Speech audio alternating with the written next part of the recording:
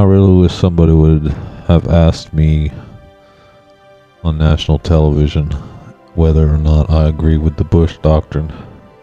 Isn't it funny that people like you and me on the internet, surfing around, digging up bits of truth here and there, know more about the political situation than this bimbo that's going to be possibly the next vice president?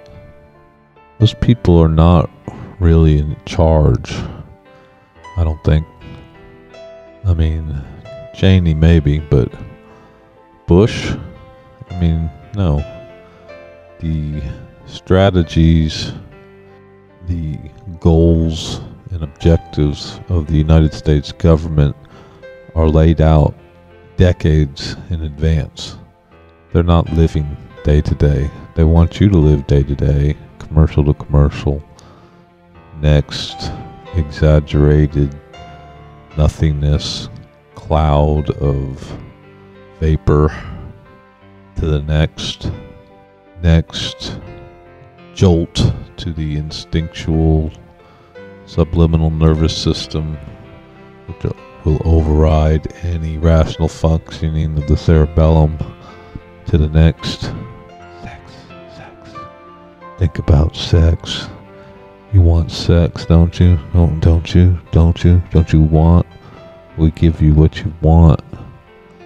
Watch the lights dance. Flicker.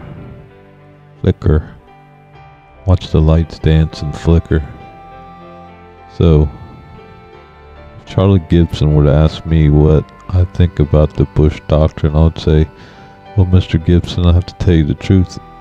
I think it's established international law that the actions of the Bush administration are explicitly defined as the supreme crime of aggression.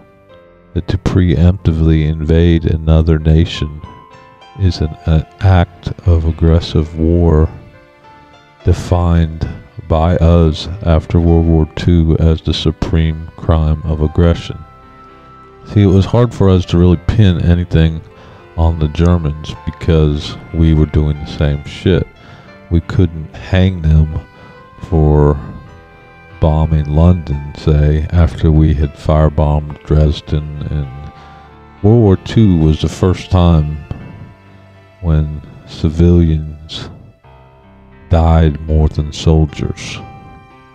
Used to be the armies went out and fought in a field somewhere, and 90% of casualties were people who were actually in the army.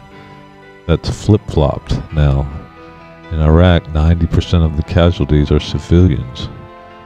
The soldiers are in tanks and airplanes with flak jackets and air support and fortified bunkers. They rarely ever get killed, but they are slaughtering civilians in Iraq and Afghanistan constantly. And we accept that, and neither candidate is going to talk about reducing the military budget or backing off of our stance as worldwide mafia guerrilla, nor are they going to talk about the failing banks. That's not going to come up. So it is a farce. It is a crock of shit. What's it going to take to get people out in the street? 20% unemployment? $1 worth about a nickel? Food shortages? How much hardship?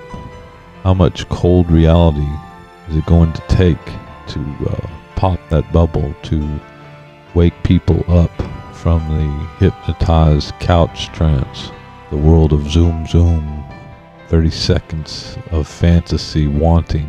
What's it gonna take?